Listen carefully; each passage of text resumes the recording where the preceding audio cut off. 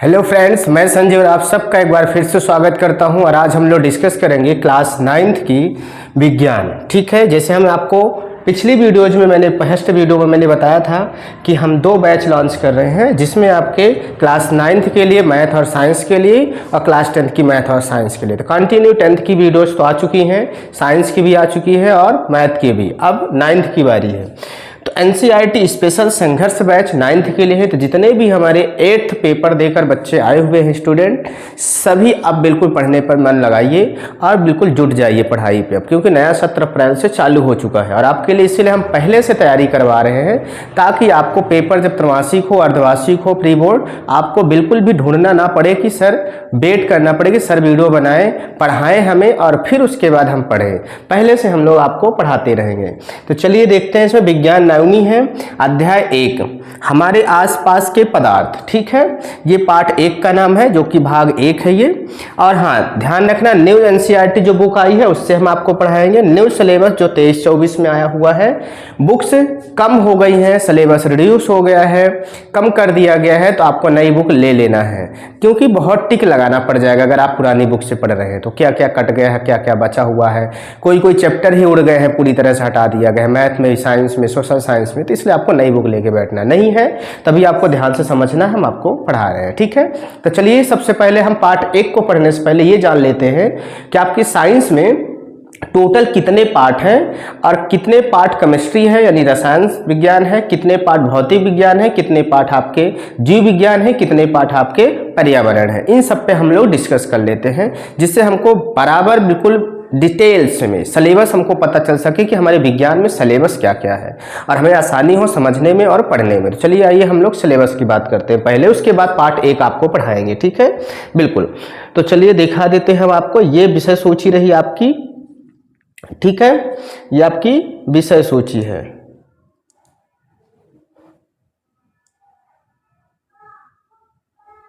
ठीक है, जैसे आप देख पा रहे विषय सूची, ये आपके पाठ्य पुस्तकों में पाठ्य सामग्री का पुनर्संयोजन किया गया है। अब ये नया सिलेबस है, तो आपको यहाँ से देखना है नए सिलेबस से। ठीक है, तो चलिए देखते हैं। इसमें पहले पाठ का नाम है हमारे आसपास के पदार्थ। तो ये आपके केमिस्ट्री का पार्ट है, रसायन का है। किसका है ये? रसायन का। हमारे आसपास के पदार्थ के बारे में पढ़ेंगे, हमारे आसपास क्या क्या पदार्थ होते हैं, क्या हमारे आसपास के पदार्थ शुद्ध हैं या अशुद्ध हैं। पदार्थ 2 प्रकार के होते हैं, शुद्ध, अशुद्ध, और एक मिश्रण भी होता है। तो लेकिन हम लोग शुद्ध अशुद्ध पे उनको डिवाइड कर लेंगे। तो क्या शुद्ध पदार्थ है उनको पहचानना, परमाणु और अणु के बारे में जानना, ये सबसे छोटी इकाइयाँ हैं परमाणु और अणु, इनके बारे में जानना। परमाणु की संरचना देखेंगे कैसे होती है, ताकि 10th और 11th के लिए हमें सही रहे। ये देखिए, यहाँ से आपके 1 2 3 4, ये जो है आपके ये केमिस्ट्री वाला पार्ट है। केमिस्ट्री बोले तो रसायन विज्ञान है। क्या है ये? रसायन विज्ञान। 4 पार्ट आपके, ये जो 4 पार्ट हैं आपके, ये क्या है? रसायन विज्ञान है। आपको समझ लेना, टिक लगा लेना है, ये केमिस्ट्री है। ठीक है, रसायन विज्ञान है। समझ गए? आई होप कि आपको समझ में आ गया होगा। चलिए हम लोग आगे बात करते हैं। अगला है आपकी अध्याय 5, जीवन की मौलिक इकाई। जीवन की क्या है? मौलिक इकाई है। फिर है हमारा जीवन की मौलिक इकाई के बारे में पढ़ेंगे, ऊतक के बारे में पढ़ेंगे, गति आ गया था। 2 पार्ट केवल आपका जीव विज्ञान है, 2 पार्ट केवल आपका जीव विज्ञान यानी बायोलॉजी है। ठीक है, जीव विज्ञान आपका केवल 2 पार्ट है। समझ रहे हैं आप? केवल कितने हैं? 2 पार्ट आपके जीव विज्ञान दिया गया है। समझ रहे हैं? तो यहाँ पे आपके 2 पार्ट केवल है, जो कि जीवन की मौलिक इकाई, ऊतक। ठीक है, उसके बाद आता है आपका गति, बल तथा गति के नियम, गुरुत्वाकर्षण, कार्य तथा ऊर्जा और ध्वनि। ये आपके दिए गए हैं आपके भौतिक विज्ञान। क्या है ये? भौतिक विज्ञान। हम लोग देख लेते हैं भौतिक विज्ञान कितने हैं। ये यहाँ से लेकर आपके ध्वनि तक ये भौतिक विज्ञान है, यानी कि फिजिक्स है आपका। ठीक है, भौतिक विज्ञान। ठीक, ये क्या है आपका? भौतिक विज्ञान है, जिससे आप आसानी से समझ सकते हैं कितने पार्ट है टोटल आपके। सॉरी, ये गति भी आ जाता है इसमें, ये गति भी आपका है। 1 2 3 4 5, टोटल 5 चैप्टर आपके फिजिक्स हैं। कितने हैं टोटल? 5 हैं। क्लियर है? जीव विज्ञान 2 है। ठीक है, आपको देखा आपने। खाद्य संसाधनों में सुधार, ये आपका पर्यावरण है, जो कि हम लोग पर्यावरण पढ़ेंगे। तो ये खाद्य संसाधनों में सुधार जो है ये पर्यावरण में आ जाता है। ठीक है, तो पर्यावरण आपका एक हिस्सा ही है साइंस का ही, जिसे हमें पढ़ना है। ठीक है। आपने देखा कि भौतिक विज्ञान टोटल 5 चैप्टर हैं, पर्यावरण 1 है, जीव विज्ञान आपके केवल 2 हैं, जीव विज्ञान, जीवन और ऊतक, और हमारे क्या है केमिस्ट्री क्या है 4 पार्ट है, हमारे आसपास के पदार्थ, हमारे आसपास के पदार्थ शुद्ध है, परमाणु और अणु, परमाणु की संरचना, 4 आपके केमिस्ट्री हैं, 5 आपके फिजिक्स है, 2 आपके जीव विज्ञान है यानी कि बायोलॉजी है, और आपका 1 पर्यावरण है। ठीक है, ये सब आपको टिक लगा लेना है अपनी बुक पे, जब भी आप आएंगे तो आप बुक में टिक लगा लेंगे। ठीक है, बिल्कुल। आगे हम लोग चलते हैं, अब हम लोग चलते हैं चैप्टर 1 को पढ़ते हैं। ठीक है, चैप्टर 1 में क्या है इसको हम लोग देखते हैं। जैसे आप देख पा रहे हैं चैप्टर 1 यहाँ पास, इसको थोड़ा सा जूम करने की कोशिश करते हैं ताकि आपको और स्पष्ट दिखाई दे। ठीक है, देखिए अब आपको स्पष्ट दिखाई दे रहा होगा, थोड़ा बड़ा हो चुका है। हम लोग एक अध्याय से पढ़ेंगे, बिल्कुल ठीक है, ताकि आपको साफ साफ दिखाई दे। तो चलिए हम लोग बात करते हैं इसकी। तो पहले अध्याय का नाम है हमारे आसपास के पदार्थ। हम आपको पहले से बता दें एनसीईआरटी स्पेशल बैच है ये, इसमें हम आपको एनसीईआरटी बुक से डिटेल चैप्टर को समझाएंगे, उसके बाद इसके क्वेश्चन आंसर को भी हम लोग समझेंगे। ऐसे ही हर चैप्टर के हम लोग करेंगे, उसके विकल्प भी हम लोग फिल इन द ब्लैंक्स वगैरह सब कुछ करेंगे। ठीक है, बस आप बने रहिए और आप पढ़ते रहिए। तो चलिए आइए आगे बात करते हैं। तो अध्याय 1 हमारे आसपास के पदार्थ, मैटर इन अवर सराउंडिंग। ठीक है, हमारे चारों ओर के पदार्थ। आप लोग देखते हैं कि आपके चारों ओर क्या क्या पदार्थ हैं। कभी टेबल देख रहे होंगे, कभी कुर्सी देख रहे होंगे, कभी खाना पीना है, कभी जल है, कभी खिड़कियां हैं, कभी गेंद है, बॉल है, बैट है, ये सब चीज़ें बहुत सारी हैं। ये पदार्थ है कि नहीं है? आपके जो चारों तरफ नाउन पाए जाते हैं, वस्तुएं पाई जाती हैं, वो आपके पदार्थ है कि नहीं है, कैसे पहचानेंगे आप? तो इसके बारे में हम लोग देखते हैं। चलिए बात करते हैं। सबसे पहले आप अपने चारों ओर नज़र दौड़ाने पर हमें विभिन्न प्रकार की वस्तुएं नजर आती है। बिल्कुल राइट बात है, जिनका आकार, आकृति और बनावट अलग अलग होता है। बिल्कुल, उनकी साइज अलग अलग होती है, आकृति, बनावट। इस विश्व में प्रत्येक वस्तु जिस सामग्री से बनी होती है, जिस सामग्री से बनी होती है उसे वैज्ञानिकों ने पदार्थ का नाम दिया। वो देखिए, यानी वस्तु जिस सामग्री से बनी होती है, क्या इसमें प्रत्येक वस्तु, यहां पे आपको टिक लगा लेना है। ठीक है, ये क्या हो गया आपका पदार्थ का। पदार्थ क्या होता है? प्रत्येक वस्तु जिस सामग्री से बनी होती है उसे वैज्ञानिकों ने पदार्थ का नाम लिया है। तो जिस सामग्री से वस्तु बनी होती है उसे पदार्थ कहते हैं, लेकिन वस्तु किससे बना होता है ये और छोटी इकाई में हम लोग चलेंगे धीरे धीरे। ठीक है, बट अभी आपको क्या समझना है? प्रत्येक वस्तु जिस सामग्री से बनी होती है उसे वैज्ञानिकों ने पदार्थ का नाम दिया है। जिस हवा में हम सांस लेते हैं, जो भोजन हम खाते हैं, पत्थर, बादल, तारे, पौधे एवं पशु, यहाँ तक कि पानी की एक एक बूंद, रेत का एक एक कण, ये सभी पदार्थ है। जितना चीज आपको दिखती है सब पदार्थ है। ध्यान देने योग्य बात यह भी है कि ऊपर लिखी सभी वस्तुओं का द्रव्यमान होता है। द्रव्यमान क्या होता है? द्रव्यमान बोले तो यानी कि आपका उसका कुछ ना कुछ वजन होता है। एक होता है भार और एक होता है द्रव्यमान। ठीक है, क्या क्या होता है? एक होता है आपका भार, एक होता है द्रव्यमान। ठीक, भार क्या होता है? जितना वो जितने यानी कि आपके जितने मैटर से मिलकर बना होता है, जितने पदार्थ से मिलकर वो कोई वस्तु बनी होती है, तो उस पदार्थ का वजन जो होता है उसे हम भार कहते हैं। लेकिन द्रव्यमान में क्या होता है? गुरुत्वाकर्षण, उसका भार प्लस गुरुत्वाकर्षण, इसका मतलब होता है भार, उसका एक्चुअल में भार जो है, और गुरुत्वाकर्षण जो बल होता है, उन दोनों का योग क्या होता है? द्रव्यमान होता है। ये हम आपके आगे चैप्टर में भी आपको समझाएंगे। द्रव्यमान क्या होता है? भार प्लस गुरुत्वाकर्षण, जो बल हमारी पृथ्वी पर लगता है न्यूटन ने बताया है, उसको हम द्रव्यमान कहते हैं। भार क्या होता है? जो एक्चुअल में जितने वो पदार्थ से मिलकर जितने वजन से पदार्थ के बना होता है उसे हम पदार्थ यानी कि भार कहते हैं। आगे चलिए हम समझते हैं, धीरे धीरे हम आपको सारा कुछ बताते चलेंगे, बस आपको समझते चलना, ध्यान से देखना है, पूरा देखना है और आपको समझ में आएगा।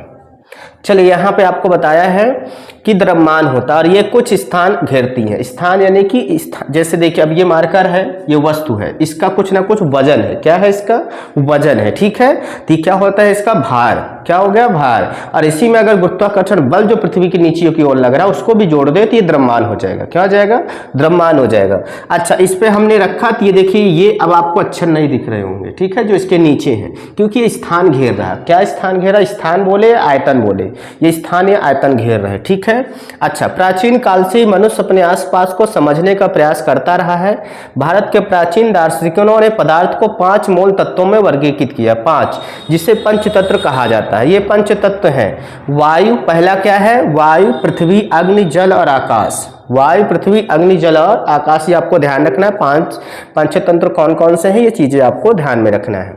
आगे चले, उनके अनुसार इन्हीं पंचतत्वों से सभी वस्तुएं बनती, इन्हीं से सभी वस्तुएं बनती हैं, चाहे वो सजीव हो या निर्जीव हो। उस समय के यूनानी दार्शनिकों ने भी पदार्थ को इसी प्रकार वर्गीकृत किया था। जो बहुत पहले के दार्शनिक थे वो भी इसी से बनाए हुए थे, कहा था। आधुनिक वैज्ञानिकों ने पदार्थ को भौतिक गुणधर्म और रासायनिक प्रकृति के आधार पर 2 प्रकार से वर्गीकृत किया।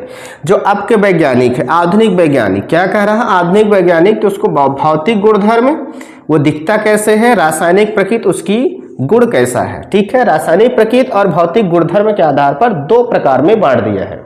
पहले क्या कहा था कि सभी पदार्थ पंचतंत्रों से मिलकर, पंचतत्वों से मिलकर बने होते हैं, 5 तत्वों से, ठीक है। उसके बाद अब जो वैज्ञानिक है, आधुनिक वैज्ञानिक, अब के वैज्ञानिक, ठीक है, वो क्या कहते हैं कि भौतिक गुणधर्म और प्राकृतिक यानी कि रासायनिक प्रकृति के अनुसार 2 प्रकार से बांट दिया गया है। इस अध्याय में हम भौतिक गुणों के आधार पर पदार्थ के बारे में ज्ञान अर्जित करेंगे। किसके? भौतिक गुण के आधार पर, यानी हम जानेंगे कि पदार्थ कितने प्रकार के होते हैं, पदार्थ कैसे पहचाने जा सकते हैं। पदार्थ के रासायनिक पहलुओं को आगे के अध्यायों में हम पढ़ लेंगे। जो रासायनिक प्रकृति है, रासायनिक प्रकृति, उसको हम लोग आगे के चैप्टर में पढ़ेंगे। यहाँ सिर्फ हम लोग भौतिक गुणधर्म के आधार पर पढ़ेंगे। चलिए आगे देखते हैं क्या है आपका। ये देखिए आगे, पदार्थ का भौतिक स्वरूप क्या आ गया? पदार्थ का भौतिक स्वरूप आ चुका है। पदार्थ का कणों से मिलकर बना होता। पहला भौतिक स्वरूप क्या है? पहला पॉइंट आपको क्या याद रखना है? मान लिया जाता है पदार्थ का भौतिक गुण लिखिए, भौतिक गुण लिखिए। भौतिक स्वरूप यानी भौतिक गुण, आप यहाँ पे समझ सकते हैं भौतिक गुण ही है। ये क्या है? भौतिक गुण है, ठीक है। तो बहुत समय तक पदार्थ की प्रकृति के बारे में 2 विचारधाराएं प्रचलित थी। कौन कौन सी? एक विचारधारा का यह मानना था कि पदार्थ लकड़ी के टुकड़े की तरह सतत होते हैं। लकड़ी के टुकड़े की तरह क्या होते हैं? सतत होते हैं। परंतु अन्य विचारधारा का मानना था कि पदार्थ रेत की तरह के कणों से मिलकर बने होते हैं। रेत के कणों, जैसे लकड़ी कह रहा है, लकड़ी के टुकड़े जैसा, तो लंबा लंबा उसका भाई फाड़ते हैं तो लंबा लंबा रेसा जैसे निकलता है, ठीक है। तो क्या होता है कि उसके जैसा बना। एक कहते हैं कि रेत के जैसा होता है, वो छोटे छोटे नान कणों से मिलकर पदार्थ बना होता है। 2 विचारधाराएं थी, ठीक है। तो आइए एक क्रियाकलाप के द्वारा पदार्थ के स्वरूप के बारे में निर्णय करते हैं कि सतत है या कणों से बने होते हैं। सतत यानी कि कंटिन्यू जुड़े होते हैं, टूटते नहीं है बीच में, या फिर कणों के रूप में होते हैं। अब इसका डिस्कशन हम क्रियाकलाप के द्वारा अध्ययन करते हैं, समझते हैं। चलिए क्रियाकलाप आपका दिया गया है। ये क्रियाकलाप 1.1 है आपका। यहाँ पे हम लोग देख लेते हैं क्रियाकलाप 1.1। 100 ml का बीकर बीकर ले लेते हैं 100 ml का, जिसमें 100 ml आता है पानी, मिलीलीटर। इस बीकर को जल से आधा भरकर जल के स्तर पर निशान लगा दें। जल को बीकर को आधा भरना है, ठीक है, और उसमें टिक लगा देना है या फिर उसमें अंकित कर देना है, यानी चिन्ह लगा देना है कि पानी कहाँ तक भरा हुआ है, ठीक है। दिए गए नमक या शर्करा को कांच की छड़ की मदद से जल में घोल दें। अब नमक ले लेते हैं या फिर शक्कर ले लेते हैं। शर्करा यानी कि शक्कर और नमक यानी कि नमक आपका नॉन। तो जल में घोल देते हैं, किसकी मदद से? कांच की छड़ की मदद से हम उसमें घोल देते हैं। घोल दिए। अब आप जल के स्तर में क्या बदलाव आए? क्या उसमें नमक घोलने से, शक्कर घोलने से जल का स्तर ऊपर गया कि नहीं गया? पहले जल यहाँ तक था, ठीक है। जैसे हमने ले लिया भाई गिलास, ये है, यहाँ पे जल मान लीजिए यहाँ तक भरा हुआ। अगर इसमें हम शक्कर घोलते हैं तो क्या इसका स्तर और ऊपर बढ़ा कि नहीं? इतना शक्कर हमने लिया और उसमें घोल दिया, तो क्या इतना ही वो ऊपर की ओर जल की स्तर बढ़ा कि नहीं बढ़ा? क्योंकि पदार्थ उसमें घुल रहा है तो मात्रा तो बढ़ रहा है, तो स्थान तो घेरेगा, तो उसका क्या जल स्तर बढ़ रहा है कि नहीं बढ़ रहा? ये आपने आकलन करेंगे, आप लेंगे और इसका प्रयोग करेंगे, ठीक है। बिल्कुल। ये कहाँ गायब हो गए? नमक कहाँ गायब हो गए? नमक दिखता नहीं घुलने के बाद, ठीक है ना। शक्कर, क्या जल के स्तर में कोई बदलाव आया है? बिल्कुल बदलाव आपका आ सकता है या नहीं आ सकता, ये हम लोग आगे देखते हैं, निर्णय करते हैं। इन प्रश्नों को उत्तर पाने के लिए हमें इस विचार को स्वीकारना होगा कि सभी पदार्थ कणों से बने होते हैं। वो देखिए, कणों से पदार्थ बने होते, वो घुल गया, पूरी तरह से घुल गया। अगर लकड़ी के जैसे सतत होते तो बिल्कुल नहीं घुलते। वो एक जवाब आपको मिल गया। क्या मिल गया? कि सतत होते हैं कणों के रूप में, तो कणों के रूप में होते हैं, क्योंकि कणों के रूप में है तभी वो घुल गए पानी में, ठीक है। दूसरा, उपरोक्त क्रियाकलाप में चम्मच में रखी गई नमक या शर्करा पूरे पानी में घुल गई है, जैसा कि चित्र में दर्शाया गया है। चित्र हम लोग देख लेते हैं।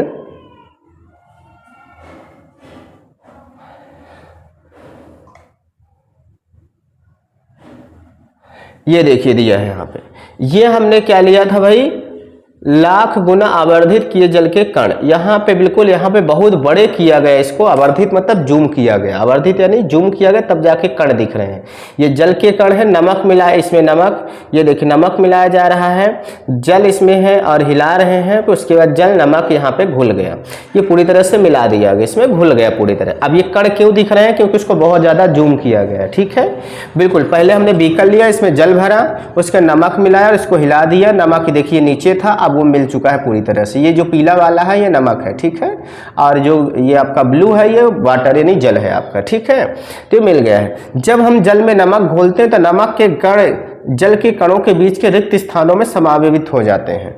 जो पानी का, जैसे मान लो पानी की कण ऐसे ऐसे थोड़े से दूर दूर हैं, अब इसके बीच में जो जगह है यहाँ पे क्या हो गए हैं, नमक के कण समाहित हो गए हैं और घुल गए हैं, मिल गए हैं यहीं पे, ठीक है, समावेशित हो जाते हैं, मिल जाते हैं। अच्छा, दूसरा आता है पदार्थ के ये कण कितने छोटे होते हैं। आखिर पदार्थ कणों से, अब हमारा एक सवाल निकल आया, एक आंसर मिल गया कि पदार्थ कणों से मिलकर बने होते हैं। ताकि पदार्थ कणों से मिलकर बने होते हैं तो कण कितने छोटे होते हैं, ये हम लोग देख लेते हैं, ठीक है। चलो, क्रियाकलाप में दिया है, पोटेशियम परमैंगनेट के 2 या 3 क्रिस्टल को 100 ml पानी में घोल लें। पोटेशियम परमैंगनेट, ठीक है, ले लेते। इस घोल में से लगभग 10 ml घोल निकालकर उसे 90 ml जल में मिला दें। अच्छा, 10 वाला जो निकाला है 90 वाले ml के जल में घोल देते हैं। फिर इस उपरोक्त घोल में से 10 ml फिर निकाल लें, उसे भी 90 ml जल में मिला दें, फिर से मिला दें। इसी प्रकार घोल को 5 से 8 बार तक तनुकृत करते रहें। क्या जल अभी भी रंगीन है? क्या जल अभी भी रंगीन है? यानी कि इसका कहने का मतलब, सिंपल उदाहरण हम लेते हैं कि आप पानी लें, क्या लें, इसमें पानी लें, इसमें कलर डाल दें, क्या डाल दें, कलर डाल दें। आपने लाल कलर डाला, अब ये इतना पानी है, इसका आपने इतना थोड़ा सा पानी लिया और दूसरे गिलास में से फिर जल लाए और उसमें मिला दिए। अब वो बहुत पतला हो जाएगा, क्योंकि कलर जो गाढ़ा था अब वो पतला हो जाएगा, क्योंकि हमने इतना सा लिया पानी, ठीक है, जो कलर घुला हुआ है। उसके बाद इसको फिर से हम दूसरे गिलास लाएंगे और उसमें से जो 10 ml फिर से निकाला था उसको फिर से डालेंगे और पतला हो जाएगा। इसी तरह 5 से 8 बार करने पे बिल्कुल भी गायब हो जाएगा, यानी कि पतला हो जाएगा, बिल्कुल भी अब कलर नहीं रह जाएगा, ठीक है। चलिए देखते हैं आगे।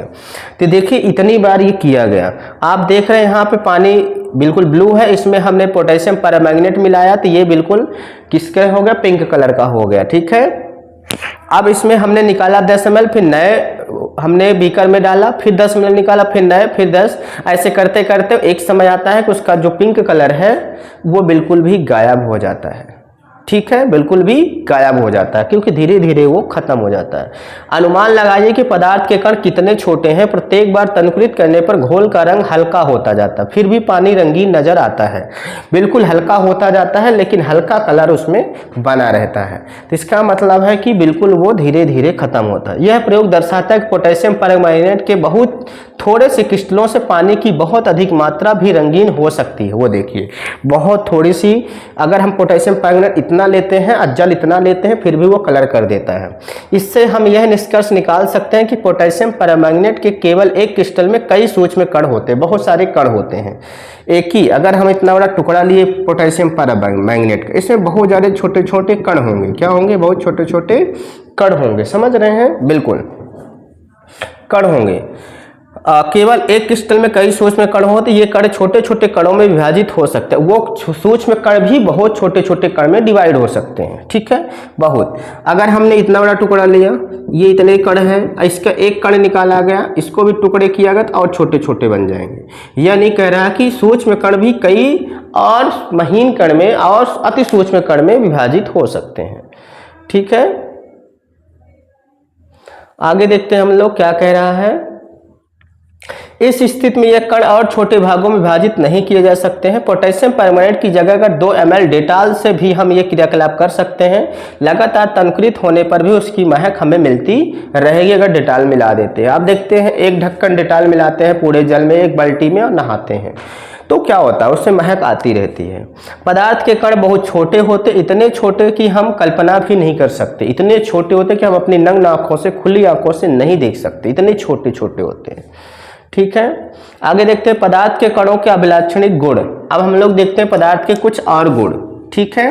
कैसे? पदार्थ के कणों के बीच रिक्त स्थान होता है, क्या होता है? पदार्थ के बीच में रिक्त स्थान होता है। ठीक है, जैसे हम आपको बता दें, पदार्थ जो होता है वो ठोस, द्रव, गैस, एक होता है जलीय विलयन। जलीय विलयन भी हम समझ लेते हैं थोड़ा सा। ठोस, द्रव, गैस, जलीय विलयन, एक्वा कहते हैं इसको, है ना। तो एक्वा AQ करके जब भी कहीं अगर किसी के पीछे AQ लिखा है तो इसका मतलब आप जान जाइए जलीय विलयन है। यस लिखा है तो सॉलिड है यानी ठोस है। लिक्विड यल लिखा हुआ था द्रव है। जी लिखा हुआ है तो गैस है। ठीक है, अगर वो क्या लिखा हुआ है, यस लिखा हुआ है तो सॉलिड है। ठीक है, अगर लिक्विड लिखा, यल लिखा हुआ तो लिक्विड है। जी लिखा हुआ है गैस तो ये है। AQ लिखा है तो एक्वा यानी जलीय विलयन है। ये आपको पहचान जाता है। अब ठोस के जो कण होते हैं अत्यंत पास पास होते हैं। क्या होते हैं? अत्यंत पास पास होते हैं। ठीक है, द्रव क्या होते हैं? थोड़े दूर दूर होते हैं। क्या होते हैं? थोड़े दूर दूर। गैस के और दूर दूर होते, कोई निश्चित आकृति में नहीं होते, और दूर दूर होते हैं। ठीक है, तो ये होते हैं, इनके बीच में रिक्त स्थान होता। फिर भी देखिए रिक्त स्थान है, कितने पास पास है, फिर भी इसके बीच में रिक्त स्थान है। इसमें भी रिक्त स्थान है। रिक्त स्थान मतलब जो ये बीच में खाली जगह है। क्या है? ये खाली जगह है कणों के बीच में, इनको कहते हैं रिक्त स्थान कहते हैं। ठीक है, तो वही कह रहा है ये। चलिए आगे हम बात करते हैं। ये हमने आपको थोड़ा सा बता दिया। क्रियाकलाप 1.1 और 1.2 में नमक, शर्करा, डेटाल या पोटेशियम परमैंगनेट के कण समान रूप से पानी में वितरित हो गए। इसी प्रकार जब हम चाय, कॉफी या नींबू पानी बनाते हैं तो एक पदार्थ के कण दूसरे पदार्थ के कणों के रिक्त स्थानों में समावेशित हो जाते हैं। ठीक है, यह दर्शाता है कि पदार्थ के कणों के बीच पर्याप्त रिक्त स्थान होता है, तभी वो उसमें घुल जाते हैं। तभी वो क्या होते हैं? उसमें घुल जाते हैं आसानी से। अन्यथा अगर उसमें जगह ना हो, ऊपर रहेगा या नीचे रहेगी। ठीक है, ऊपर रहेगा या नीचे रहेगी, बिल्कुल। तो यही चीज होता है, रिक्त स्थान के कारण उसमें घुल जाते हैं। अच्छा, पदार्थ के कण निरंतर गतिशील होते हैं। पदार्थ के जो कण होते हैं छोटे छोटे, वो हमेशा चलते रहते हैं, गतिशील होते हैं। क्या होते हैं? गतिशील होते हैं। ठीक है, हमेशा क्या होते हैं? मोशन में होते हैं, चलते होते हैं, ये कह रहा है। ठीक है, चलो आगे बात करते हैं। क्रियाकलाप 1.3 आ गया, तीसरा आ गया। ठीक है, अपनी कक्षा के किसी कोने में एक बुझी हुई अगरबत्ती रख दें। इसकी सुगंध लेने के लिए आपको इसके कितने समीप जाना पड़ता है? अब अगरबत्ती जला दें, क्या होता है? क्या दूर से ही इसकी सुगंध आपको मिलती है? आपने प्रेक्षण नोट कर लीजिए। पहले अगरबत्ती ऐसे बिना जलाए हुए आप अपने पास रखिए, फिर देखिए कितने पास में लाने पे वो महक आ रहा, कितनी दूर पे ले जाने पे कितनी दूर तक यानी महक सकता है। उसके बाद आप उसको जला लें, जला करके देखें कि आपको क्या पास लाना पड़ रहा है। नहीं, वहां से वो खुद आता है और हमको महक आती है, उसकी हवा आती है, मौसम होता है। यानी कि इससे हम ये पता कर सकते हैं कि उसमें गतिशील होते हैं। क्या होते हैं? गतिशील होते हैं। उसके कण क्या होते हैं? गतिशील होते हैं। क्रियाकलाप 1.4 देखते हैं। जल से भरे 2 गिलास या 2 बीकर लें। पहले बीकर के एक सिरे पर सावधानी से एक बूंद लाल या नीली स्याही डाल दें और दूसरे में शहद डाल दें। इससे आपको घर में या कक्षा के एक कोने में रख दें और प्रेक्षण को नोट करें। क्या होता है? शहद जब डालेंगे तो पहले पूरा शहद नीचे जाएगा, उसका धीरे धीरे धीरे धीरे घुलेगा। और स्याही डालेंगे तो पूरे में वो भी नीचे जाएगी, धीरे धीरे फैलेगी, धीरे धीरे जल में फैल जाएगी। शहद ज्यादा देर में फैलेगा, स्याही जल्दी फैल जाएगी। स्याही की बूंद डालने के तुरंत बाद आपने क्या देखा? शहद की बूंद डालने के तुरंत बाद आपने क्या देखा? ये नोट करना है। फैल जाएगी। स्याही का रंग पूरे जल में एक समान रूप से फैलने में कितने दिन या घंटे लगते हैं? काफी समय लगेगा, क्योंकि उसमें हिलाना पड़ता है तब जाकर बराबर घुलता है। अन्यथा काफी समय लग सकता है, घंटे 2 घंटे भी लग सकते हैं। ठीक है। अच्छा, क्रियाकलाप आपका और देखते हैं हम लोग। 1.5 देखते हैं। एक गिलास गर्म पानी से और दूसरा ठंडे पानी से भरे गिलास में कॉपर सल्फेट या पोटेशियम परमैंगनेट का एक क्रिस्टल डालें और एक और रख दें। हिलाए नहीं, हिलाना नहीं है, रख देना है। ठीक है, क्रिस्टल को सतह पर बैठने दें। क्रिस्टल उसके टुकड़े जो हैं क्या ठंडे पानी और गर्म पानी में कॉपर सल्फेट के पोटेशियम परमैंगनेट के टुकड़े जो है उनको डाल दें और रख दें किनारे में। एक गर्म पानी में और एक ठंडा पानी, 2 गिलास लेना है। गिलास में ठोस क्रिस्टल के ठीक ऊपर क्या दिखाई देता है? ठोस क्रिस्टल के ऊपर क्या दिखाई देता है? समय बीतने पर क्या होता है? इससे ठोस और द्रव के कणों के बारे में क्या पता चल रहा है? क्या तापमान के साथ मिश्रित होने की दर बदलती है और क्या होता है? यानी आपको ऑब्जर्व करना है और देखना है उसमें क्या क्या हो रहा है, क्या क्या नहीं, वो नोट करते चलना और आपको प्रैक्टिकली पता चलता जाएगा।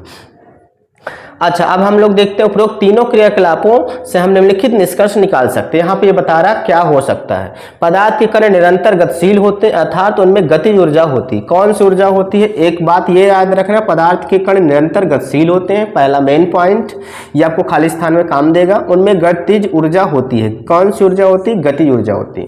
तापमान बढ़ने से कणों की गति तेज हो जाती है। देखिए, तापमान टेम्परेचर बढ़ने से उसकी गति और तेज हो जाती है, इसलिए हम कह सकते हैं कि तापमान बढ़ने से कणों की गतिज ऊर्जा भी बढ़ जाती, गतिज ऊर्जा भी बढ़ जाती। यानी गर्म पानी जो हमने लिया था उसमें जल्दी से घुलेगा, ठीक है, जल्दी घुलेगा। आप देखते हैं कि हम लोग जब गर्म पानी में डिटर्जेंट में कपड़ा घोल करके हम लोग धुलते हैं तो उसके मैल जल्दी छूट जाते हैं कपड़े, और ठंडे पानी में क्या होता है कि मैल कम छूटते हैं, ठीक है। उपयुक्त तीनों क्रियाकलाप में हमने देखा कि पदार्थ के कण अपने आप ही एक दूसरे के साथ अंतर्मिश्रित हो जाते हैं, धीरे धीरे समय लेता है पर हो जाता है। ऐसा कणों के रिक्त स्थानों में समावेश के कारण होता है। रिक्त स्थान होते हैं और वो मिल जाते हैं, ठीक है। दो विभिन्न पदार्थों के कणों का स्वतः मिलना ही विसरण कहलाता है।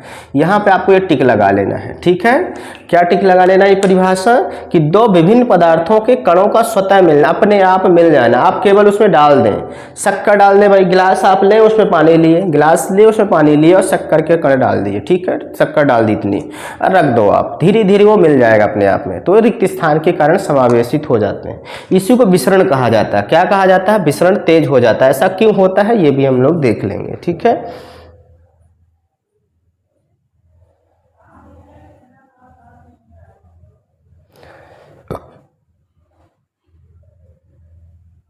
चलिए हम लोग देख लेते हैं, यहाँ पे कुछ दिया गया है।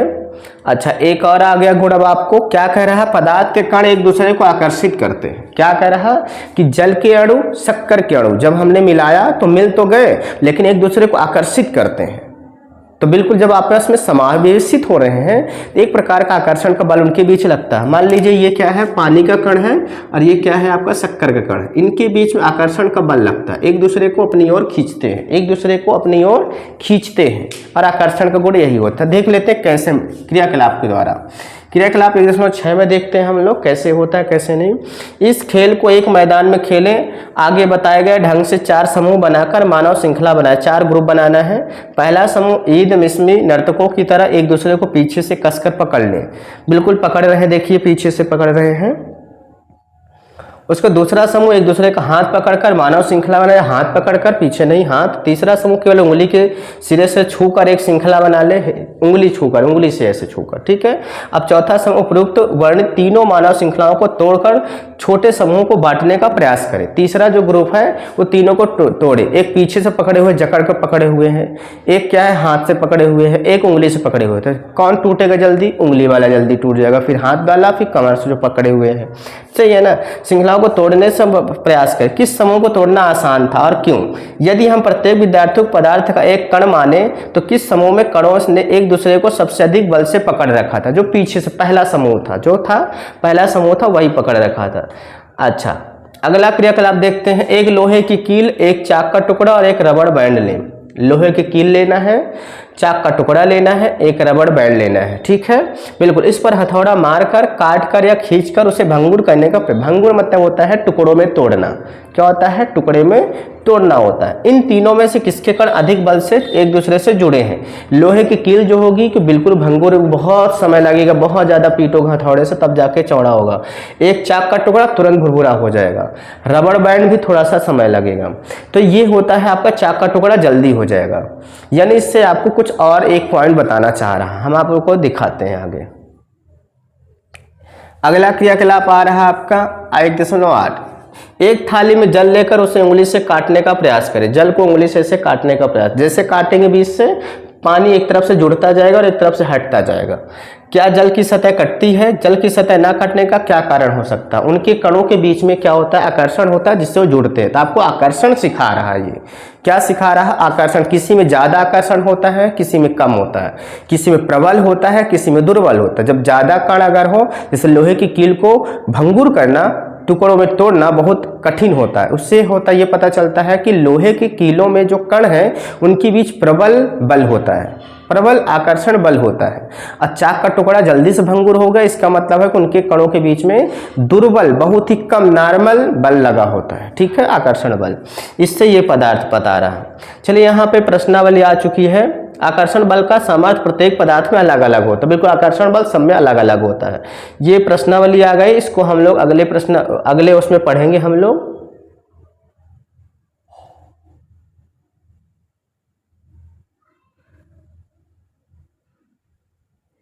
ठीक है, इसको हम लोग आगे अगली वीडियो में हम लोग पढ़ेंगे। ठीक है, आज के लिए इतना ही, ताकि ज़्यादा वीडियो लंबी ना हो। और आई होप कि आपको पूरा चैप्टर समझ में आया होगा। अगर एक बार में नहीं आया तो आई होप कि पहली बार में तो आ गया होगा।